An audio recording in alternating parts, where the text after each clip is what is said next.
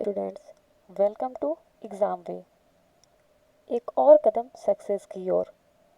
जैसा कि मैंने कहा था कि मैं प्रीवियस ईयर्स के पेपर सॉल्व करवाऊंगी। जितने भी प्रीवियस ईयर्स के पेपर होंगे सभी को मैं सॉल्व करवाऊंगी।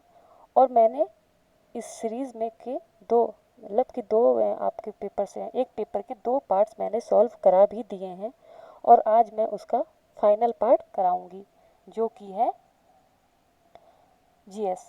मैंने जूनियर असिस्टेंट 2016 का एक पेपर सॉल्व करवाया जिसका पहला पार्ट मैथ, दूसरा पार्ट रीजनिंग का था जो मैं सॉल्व करा चुकी हूँ। यदि आपने उसको नहीं देखा है तो आप जाकर डिस्क्रिप्शन में मैं लिंक दे दूँगी, आप उसको देख लीजिएगा।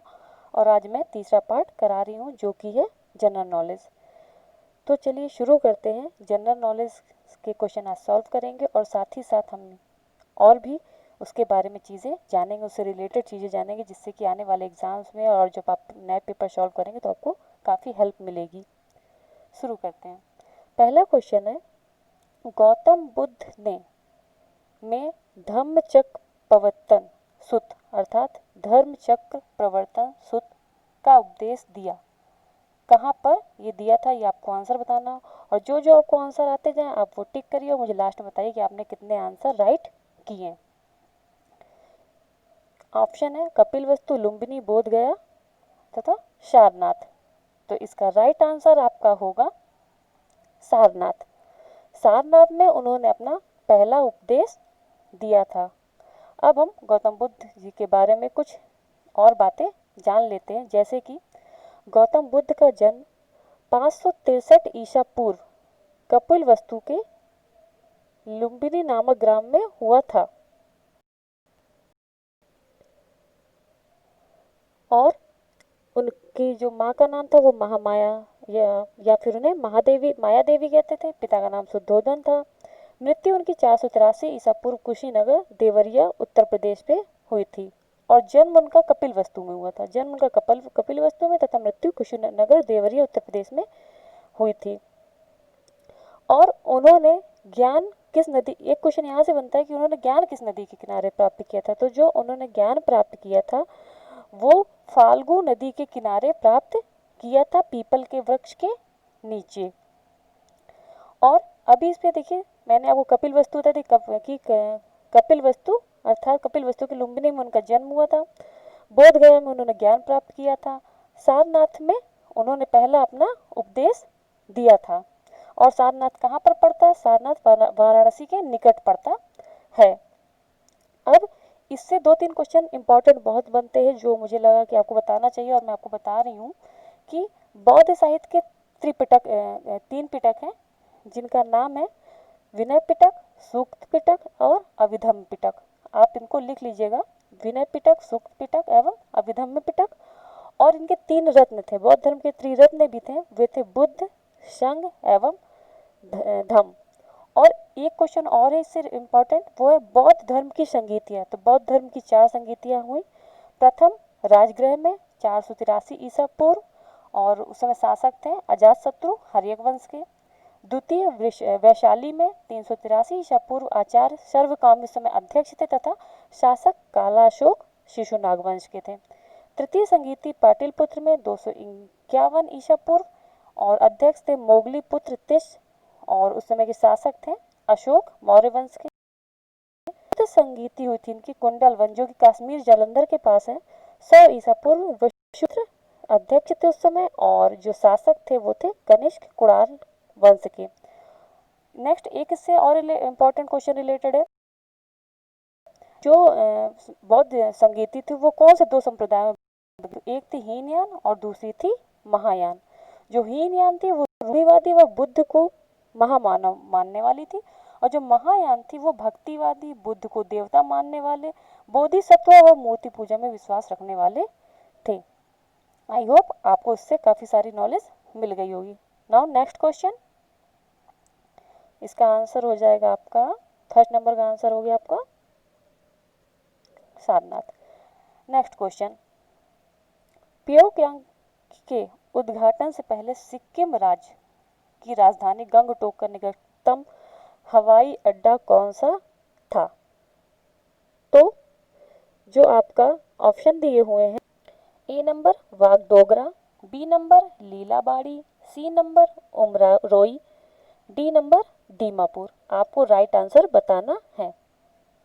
तो फ्रेंड्स, जो प्योक्योंग के उद्घाटन, जो प्योक्योंग जो आपका पड़ता है, प्योक्योंग हवाई अड्डा जो आपका पड़ता है वो सिक्किम में पड़ता है। और ये कब बना था? तो ये आपका प्रधानमंत्री मोदी ने इसको बनाया था 6 वर्षों में, 2013 में इसकी नींव रख दी गई थी। उसके 6 वर्षों बाद ये बन के तैयार हुआ। और ये आपका जो पूर्वोत्तर का प्रथम ग्रीन फील्ड हवाई अड्डा है, और ये भारत का 100वां प्रचालन संलग्न विमान क्षेत्र भी है प्योक्योंग। ये तो प्योक्योंग हुआ, लेकिन सिक्किम में प्योक्योंग तो पहला हवाई अड्डा। इससे पहले ये कहाँ पर किसी हवाई अड्डे में जाकर यहाँ के लोग मतलब फ्लाइट लेते थे? तो उसका आंसर आपका हो जाएगा ए नंबर बाग डोगरा। आंसर आपका हो जाएगा बाग डोगरा। अब ये बाग डोगरा कहाँ पर पड़ता है, मैं आपको उसको ये भी बता देती हूँ। बाग डोगरा आपका पश्चिम बंगाल में पड़ता है। सिक्किम के लोगों को जब भी हवाई यात्रा करनी होती थी तो या तो वो बाग डोगरा हवाई अड्डे के पास आते थे, या फिर एक हवाई अड्डा आपका भूटान में पड़ता है, पारो हवाई अड्डा। ये भी इम्पोर्टेंट है, एग्जाम में पूछा जाता है कि पारो हवाई अड्डा कहाँ है, तो भूटान में ये वहाँ पर जाती थी। लीलाबाड़ी लीलाबाड़ी हवाई अड्डा आपका असम में लखीमपुर जिले में है, जिसमें लीलाबाड़ी हवाई अड्डे से अरुणाचल प्रदेश तथा असम दोनों को सेवाएं दी जाती हैं। और असम के कुछ मैं और हवाई अड्डे बता देती हूँ, जैसे कि तेजपुर हवाई अड्डा, सिलचर हवाई अड्डा, डिब्रूगढ़ हवाई अड्डा, जोरहाट हवाई अड्डा, और एक अंतर्राष्ट्रीय इम्पोर्टेंट हवाई अड्डा है, वो है गुवाहाटी विमानन क्षेत्र। ये आपके दीमापुर दीमापुर हवाई अड्डा आपका पड़ता है नागालैंड में। अब हम आगे नेक्स्ट क्वेश्चन में बढ़ते हैं।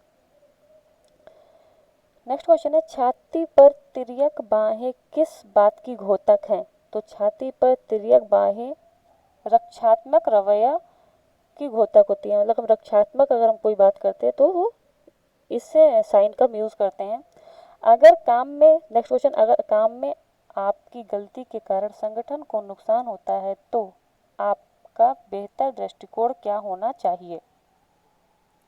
ऑप्शन है बीमार पड़ना, किसी सहकर्मी पर दोष डालना, जिम्मेदारी लेने और उससे बड़ी समस्या बनने से पहले हल करना, डी गलती छिपाने के लिए झूठ बोलना। तो इसका राइट आंसर आपका क्या होगा? आई होप ये आंसर तो आप सबको आ रहा होगा अच्छे से। इसका राइट आंसर होगा C. Next question, statue of unity किसके प्रति श्रद्धांजलि है? आप इसका आंसर दीजिए। महात्मा गांधी, सरदार वल्लभ भाई पटेल, पंडित नेहरू, अटल बिहारी वाजपेयी। तो ये स्टैचू ऑफ यूनिटी तो सभी को पता होगा कि यूनिटी की बात की है और किसकी प्रतिमा के बारे में बात हो रही है। तो ये है सरदार वल्लभ भाई पटेल। तो ये स्टैचू ऑफ यूनिटी है वो सरदार वल्लभ भाई पटेल को ट्रिब्यूट दी गई थी। और जो इस मूर्ति को बनाया था वो बनाया था राम सुतार जी ने। और इस मूर्ति की जो जो इस मूर्ति की हाइट है वो 182 मीटर है। लेकिन अगर आधार से, अगर इसकी टोटल हाइट अगर आपसे एग्जाम में पूछता है कि स्टैचू ऑफ यूनिटी की टोटल हाइट कितनी है, तो वो 240 है आधार सहित। लेकिन अगर सिर्फ मूर्ति की बात करता है तो वो 182 मीटर है। और उद्घाटन 31 अक्टूबर 2018 में प्रधानमंत्री नरेंद्र मोदी जी द्वारा किया गया था। और इसी से मैं एक रिलेटेड क्वेश्चन और आपको बता देती हूँ जो बहुत ज़्यादा पूछा जाता है। तो अभी विश्व की सबसे ऊंची जो आपकी प्रतिमा है वो तो स्टैचू ऑफ यूनिटी हो गई, लेकिन सेकंड कौन सी है? तो वो बुद्धा टेम्पल है। बुद्ध टेम्पल है जो कि चीन में है। और एक क्वेश्चन और है स्टैचू ऑफ लिबर्टी के बारे में। तो स्टैचू ऑफ लिबर्टी क्या है? ये एक रोमन देवी है। और स्वतंत्रता, जब यूएसए को स्वतंत्रता मिली थी 4 जुलाई 1776 को, 4 जुलाई 1776 को जब यूएसए को स्वतंत्रता मिली थी तो फ्रांस ने यूएसए को ये स्टैचू ऑफ लिबर्टी गिफ्ट की थी। और स्टैचू ऑफ लिबर्टी की जो दाहिने हाथ में जो बुक लिए हुए हैं जो रोमन देवी, उसमें ये लिखा भी है 4 जुलाई 1776। और इसकी हाइट है 46 मीटर, और आधार सहित इसकी हाइट अगर हम जोड़ें तो वो 93 मीटर है। और ये स्थित कहाँ पर है? हार्बर, न्यूयॉर्क में स्थित है स्टैचू ऑफ लिबर्टी। और एक चीज़ मैंने आपको शायद नहीं बताई कि statue of unity statue of unity कहाँ पर है? तो स्टैचू ऑफ यूनिटी गुजरात में है। ठीक है। नाउ नेक्स्ट क्वेश्चन, इसका आंसर हो जाएगा आपका बी। नेक्स्ट क्वेश्चन, जब आप व्यावसायिक रूप से किसी से मिलते हैं तो निम्न में से कौन सी चीज आपके परिचय में शामिल नहीं होनी चाहिए? आपकी भूमिका या शीर्षक, आपकी पसंद और नापसंद, आपका व्यवसाय, व्यापार या उद्योग, आपके व्यवसाय का संक्षिप्त विवरण। इनमें से क्या नहीं होना चाहिए आपके परिचय में? तो इसका राइट आंसर होगा बी। आप किसी से अगर तुरंत मिलते हो तो आप अपनी पसंद नापसंद उससे नहीं बताते हैं। Answer number B. Now next question, किस वाशिंगटन पोस्ट स्तंभकार को इस्तांबुल में सऊदी वाणिज्य दूतावास के अंदर 2 अक्टूबर 2018 को मार डाला गया था? आपने इसके बारे में काफ़ी न्यूज़ भी सुनी होगी। ये थे जमाल खशोगी, इनको मार दिया गया था सऊदी अरब के दूतावास में। नेक्स्ट क्वेश्चन, निम्न में से कौन सी भाषा उत्तर प्रदेश की 2 राजभाषाओं में से एक है? तो वो आपकी भाषा है, कौन सी भाषा है? पहले आप मुझे बता दीजिए कमेंट करके कि उत्तर प्रदेश की 2 राजभाषाएं कौन सी हैं। तो आपकी जो 2 राजभाषाएं हैं वो है हिंदी, जो कि 1947 में ही अपना ली गई थी, और दूसरी है उर्दू, जो कि 1989 में अपनाई गई थी। इसके कुछ ऑप्शन और हैं, हम उसके बारे में भी थोड़ा जिक्र कर लेते हैं। हिंदी कई प्रकार की, जैसे पूर्वी हिंदी, पश्चिमी हिंदी और आपकी पहाड़ी हिंदी। जो पूर्वी हिंदी है उसमें हमने 4 लैंग्वेज को ले लिया था, वो है अवधी, बघेली, बिहारी और छत्तीसगढ़ी। और जो हमारी पश्चिमी हिंदी है उसमें हमारी आती है ब्रजभाषा, कन्नौजी, बुंदेली, खड़ी बोली, बांगरू, जिसे हम हरियाणवी भी बोलते हैं, तथा राजस्थानी। और जो पहाड़ी हिंदी होती है, पहाड़ी प्रदेश की बोली, वो कमायनी और गढ़वाली होती हैं। तो अब आपको क्लियर हो गया होगा कि जो अवधी है वो पूर्वी हिंदी है के अंतर्गत आती है, और बोली कहाँ जाती है? तो ये उत्तर है, इलाहाबाद है, लखनऊ है, कौसाम्बी है, प्रतापगढ़ है, गोंडा, बस्ती, सुल्तानपुर, यहाँ इन सब जगहों पे ये बोली जाती है अवधी लैंग्वेज। और इसका अन्य नाम भी है, और एग्ज़ाम में ये पूछा जाता है कि कोई भी लैंग्वेज दे देता है उसका अन्य नाम आपसे पूछता है। तो अवधी का जो अन्य नाम है वो है कौशली, और इसकी कुछ उपबोलियां हैं जो है काकड़ी, वैशवाड़ी, मिर्ज़ापुरी और बनौधी। और अवधी का जिक्र आया तो एक इम्पॉर्टेंट क्वेश्चन इससे और बनता है कि रामचरितमानस किस लैंग्वेज में है? तो रामचरितमानस अवधी लैंग्वेज में है। इसी का सी ऑप्शन है बुंदेलखंडी। हम बुंदेलखंडी के बारे में भी थोड़ा जान लेते हैं।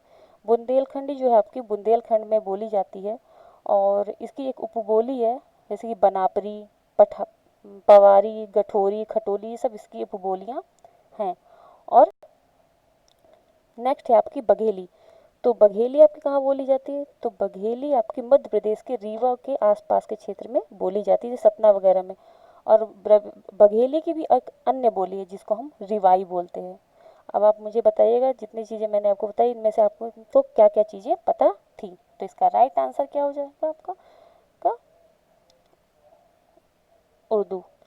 नेक्स्ट, प्लासी की लड़ाई अंग्रेजों के बीच लड़ी गई थी। अंग्रेजों और किसके बीच लड़ी गई थी, आपसे क्वेश्चन ये पूछ रहा है। तो जो ऑप्शन है सिराजुद्दौला, हबीबुल्ला खान, उस्मान अली खान, मीर मोहम्मद यूसुफ खान। तो जो आपका आंसर होगा वो होगा ए, सिराजुद्दौला। प्लासी का जो युद्ध था वो 23 जून 1757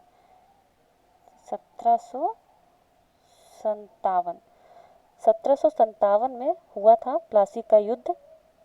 और अंग्रेजों तथा सिराजुद्दौला के मध्य हुआ था, और अंग्रेजों की तरफ से जो अध्यक्षता कर रहे थे वो थे रॉबर्ट क्लाइव। और इसी से रिलेटेड एक क्वेश्चन और आता है कि बक्सर का युद्ध कब हुआ था? तो बक्सर का युद्ध 24 अक्टूबर 1764 में हुआ था। नेक्स्ट क्वेश्चन, इसका आंसर हो जाएगा आपका सिराजुद्दौला, और ऊपर वाले का था उर्दू। नेक्स्ट क्वेश्चन, कंचनजंगा विश्व में तीसरा सबसे बड़ा पर्वत के बीच सीमा पर स्थित है। भारत भूटान, भारत चीन, भारत नेपाल, भारत तिब्बत। तो जो कंचनजंगा है ये आपका भारत और नेपाल, सॉरी एक मिनट, भारत और भारत और नेपाल के बीच कंचनजंगा है। ये विश्व की तीसरी सबसे ऊंची चोटी है, ये आप याद रखिएगा, विश्व की तीसरी सबसे ऊंची कंचनजंगा है। और अभी क्वेश्चन बनता है कि इसकी ऊंचाई कितनी है, तो इसकी ऊंचाई है 8,598 मीटर। विश्व की सबसे ऊंची चोटी माउंट एवरेस्ट है, जिसकी ऊंचाई है 8,848 मीटर। और विश्व की दूसरी सबसे ऊंची चोटी 8,000 गॉडविन आस्टून, जिसे हम K2 कहते हैं, 8,611 मीटर है। एक क्वेश्चन और बनता है कि माउंट एवरेस्ट कहाँ है, तो माउंट एवरेस्ट हिमालय में है, लेकिन नेपाल में। और जो आपका K2 है वो कहाँ पर है, वो इंडिया में। तो इंडिया की सबसे ऊंची चोटी K2 है, और जो विश्व की सबसे ऊंची चोटी है वो माउंट एवरेस्ट है। नेक्स्ट क्वेश्चन, भारतीय संविधान के अनुच्छेद 243B के अधीन गठित ग्रामीण क्षेत्र के लिए स्व सरकार की संस्था कौन सी है। तो अनुच्छेद 243B की बात की तो पहले हम थोड़ा सा अनुच्छेद के बारे में, इसके बारे में थोड़ा जान लेते हैं। भारत के में 11वीं और 12वीं अनुसूची जो आपकी थी वो बाद में जोड़ी गई थी। 11वीं और 12वीं अनुसूची, 11वीं अनुसूची में पंचायतों के बारे में बताया गया था, और 12वीं अनुसूची में नगर पालिका के बारे में हमें बताया गया था। और जो 11वीं अनुसूची थी वो 73वें संविधान संशोधन 1992 में आई थी, और 12वीं 74वें संविधान संशोधन 1992 में आई थी। और ग्राम पंचायतों के बारे में और नगर पालिका के बारे में भाग 9 में जिक्र किया गया है। भाग 9 में अनुच्छेद 243 से 243O तक पंचायतों के बारे में बताया गया, और 243P से 243ZG तक नगर पालिकाओं के बारे में बताया गया है। तो अब क्वेश्चन है आपका कि 243 में किसके बारे में बात, 243B में किसके बारे में बात की गई है।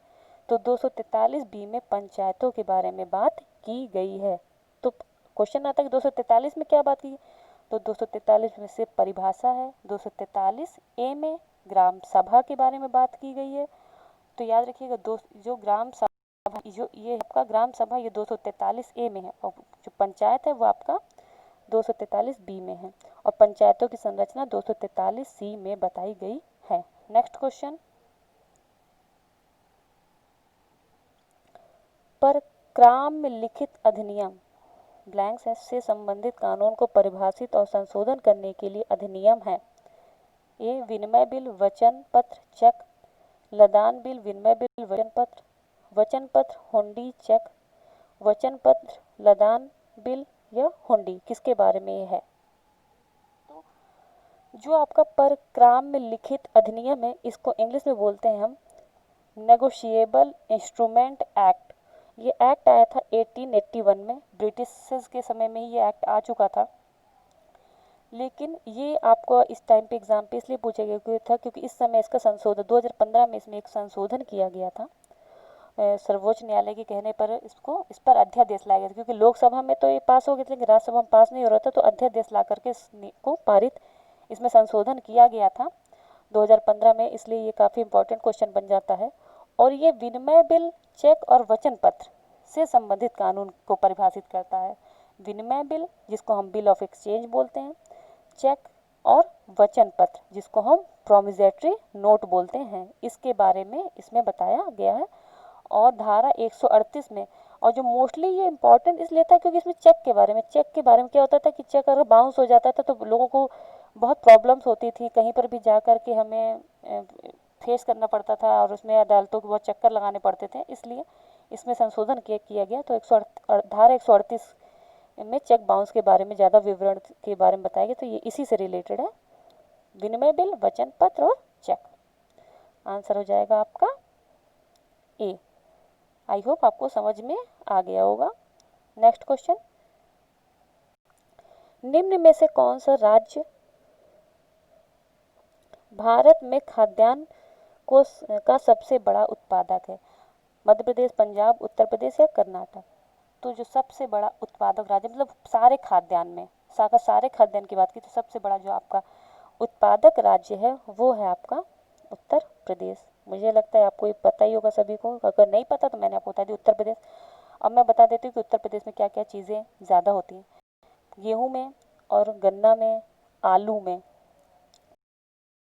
पशुधन में, अमरूद में, आंवला में, आम में, इन क्षेत्रों में उत्तर प्रदेश अग्रणी है।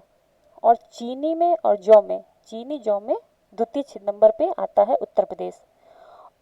गेहूं का उत्पादन सबसे ज़्यादा उत्तर प्रदेश में होता है, लेकिन अगर आपसे क्वेश्चन पूछ लेता कि प्रति हेक्टेयर कहाँ पे सबसे ज़्यादा होता है, तो प्रति हेक्टेयर पंजाब में सबसे ज़्यादा होता है। नेक्स्ट क्वेश्चन, इनमें से कौन सी कंप्यूटर प्रोग्रामिंग भाषा नहीं है? तो आपकी जो सी और @ लिखा है ये कोई कंप्यूटर प्रोग्रामिंग भाषा नहीं है। इसका आंसर हो जाएगा आंसर डी। नेक्स्ट क्वेश्चन, निम्न में से कौन सा कार्य किसी कंप्यूटर सीपीयू द्वारा निष्पादित नहीं किया जाता है? निर्देश लेना, निर्देश देना, डाटा को स्थायी रूप से भंडारित करना, डाटा प्रसंस्करण या संसाधन। तो आपको पता है कि वो निर्देश लेता है, निर्देश देता भी है, डाटा को स्थायी रूप से भंडारित भी करता है सीपीयू, लेकिन डाटा का प्रसंस्करण नहीं करता। तो ऑप्शन हो जाएगा, ऑप्शन इसका हो जाएगा डी। नेक्स्ट क्वेश्चन, भारतीय संविधान अपने नागरिकों को की समानता का वचन देता है। तो किसकी समानता का वचन देता है? अभिव्यक्ति और विश्वास, हैसियत और अवसर, विचार और अभिव्यक्ति, अवसर व और अभिव्यक्ति। तो आपको पता होगा कि अनुच्छेद 14 में हमें बताया गया कि विधि के समक्ष जो हमारी समानता है, तो वो क्या है? सबकी बराबर है। किस बारे में है? हैसियत और अवसर के बारे में है, और इसका आंसर हो जाएगा बी। नेक्स्ट क्वेश्चन, रे टॉमलिन को किसका श्रेय दिया जाता है? सबसे पहला ईमेल भेजने, पहले कंप्यूटर का निर्माण, कैलकुलेटर का आविष्कार या इंटरनेट का विकास। तो रे टॉमलिन किससे रिलेटेड है? आप मुझे कमेंट करके बताइए रे टॉमलिन किससे रिलेटेड है, और मुझे ये जरूर बताइएगा किसने किसने ये क्वेश्चन सही किया है। रे टॉमलिन आपके सबसे पहला ईमेल भेजने का श्रेय रे टॉमलिन को ही जाता है। तो इसका आंसर हो जाएगा आपका ए। और इससे रिलेटेड कुछ और भी इसमें क्वेश्चन है, वो भी हम देख लेते हैं पॉइंट से जो दिए हुए। जैसे पहले कंप्यूटर का निर्माण किसने किया? चार्ल्स बेबेज ने। पहले कैलकुलेटर का आविष्कार किसने किया? तो इसमें मुझे थोड़ा सा कई जगह कई आंसर मिले हैं, तो थोड़ा सा मैं इसके बारे में आपको बता देती हूँ, क्योंकि आपको भी हो सकता है इसमें डाउट हो। कहीं कहीं पर मुझे विल्हेम सिकार्ड मिलता है, विल्हेम सिकार्ड मिला है। जैसे कि इसमें लिखा था कि कैलकुलेटर जो यांत्रिकी कैलकुलेटर है वो विल्हेम सिकार्ड ने बनाया था 1642 में, उसका नाम ब्लेज पास्कल रखा था। और कहीं कहीं पर मुझे मिला है कि ब्लेज पास्कल ने ही 1642 में कैलकुलेटर बनाया था। तो आपको जैसा भी ऑप्शन में आंसर देता है तो उस हिसाब से टिक करिएगा, लेकिन अगर आपसे दोनों ऑप्शन में देता है तो आपको विल्हेम सिकार्ड ज़्यादा सही आंसर है। और इसमें है डी नंबर है इंटरनेट का विकास। तो इंटरनेट का विकास किया था विंटन सर्फ ने, विंटन सर्फ ने इंटरनेट का आविष्कार किया था। नेक्स्ट क्वेश्चन है, चुनार प्रदेश के लिए प्रसिद्ध है, सॉरी उत्तर प्रदेश, सॉरी उत्तर प्रदेश।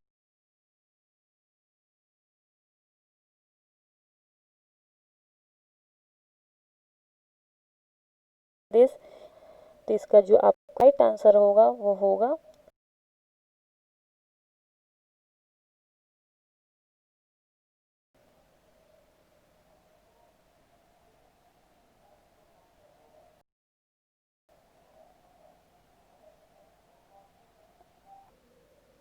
ए number. Next question, Nathuram Godse के वे 3 भाई कौन थे जो आरएसएस के सदस्य थे? एक्चुअली 2015 में इसके बारे में काफ़ी बातें हुई थी, काफ़ी ज़्यादा जिक्र में आया था, इसीलिए इससे रिलेटेड क्वेश्चन पूछा है। तो इस चीज़ का ध्यान रखिएगा करेंट्स में कि जो भी रिलेटेड हो रहा है, कुछ इंपॉर्टेंट हो रहा है, जैसे कि इस समय पे आप देख रहे हैं चीन के बारे में और इंडिया के बारे में काफ़ी कुछ हो रहा है। हमारे 20 जवान शहीद हुए हैं, तो वो कहाँ पर हुए? जैसे गलवान घाटी, आपका खारडुंगला पास जो कि विश्व का सबसे ऊंचा मोटरेबल पास है, उसके बारे में आपको पता होना चाहिए। श्योक नदी से कौन सी नदी मिलती है? श्योक नदी किसकी सहायक नदी है? नुब्रा नदी किसकी सहायक नदी है? सब थोड़ा आपको पता होना चाहिए, करंट से आप अपडेट जरूर रहिएगा। तो इसका आंसर हो जाएगा नंबर ए, दत्तात्रेय, गोविंद और गोपाल, ये तीनों भाई थे जो आरएसएस के सदस्य थे। नेक्स्ट हो जाएगा, नेक्स्ट क्वेश्चन, किस भारतीय महिला बल्लेबाज का भाई जिला स्तर का क्रिकेटर है? इस हरमनप्रीत कौर, स्मृति मंधाना, मिताली राज या पूनम यादव? तो इसका आंसर हो जाएगा आपका आंसर बी, स्मृति मंधाना।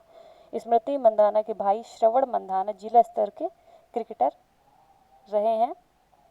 और इनसे रिलेटेड मैं और भी चीज़ आपको जैसे बता दी, जैसे कि हरमनप्रीत, यहाँ पे ऑप्शन है हरमनप्रीत दिया, कौन है ये हरमनप्रीत, इनके बारे में थोड़ा पता होना चाहिए। तो हरमनप्रीत कौर एक ऑलराउंडर हैं, क्रिकेट की ऑलराउंडर हैं, और इनको अर्जुन अवार्ड मिला है 2017 में, और ये पंजाब से रिलेटेड है, मतलब पंजाब से बिलोंग करती हैं। पूनम यादव कौन है? ये आगरा से हैं, अर्जुन पुरस्कार इनको भी मिल चुका है। स्मृति मंधाना जो है आपकी, इनको भी अर्जुन अवार्ड मिल चुका है, ये मुंबई से आती हैं। और एक है मिताली राज जो कि आपको पता है कि कैप्टन है इंडियन वुमेन क्रिकेट टीम की, और ये जोधपुर राजस्थान से बिलोंग करती हैं। इनको पद्मश्री मिल चुका है और अर्जुन अवार्ड मिल चुका है। इनकी एक इम्पॉर्टेंट बुक है अनगॉडेड एन ऑटोबायोग्राफी, काफ़ी फेमस और एग्ज़ाम में पूछी जाती है। आई होप आज की क्लास आपको पसंद आई होगी। क्लास कैसी थी आप मुझे ज़रूर कमेंट करके बताइएगा। और जूनियर असिस्टेंट का 2016 का एक पेपर आज से फिनिश होता है, और हम नेक्स्ट पेपर कल से करेंगे। कल भी मैं इसी से कोई रिलेटेड एक नया प्रीवियस ईयर का ही पेपर लेकर आऊँगी। तो क्लास को शेयर करिए और ज़्यादा से ज़्यादा लाइक करिए। Thank you.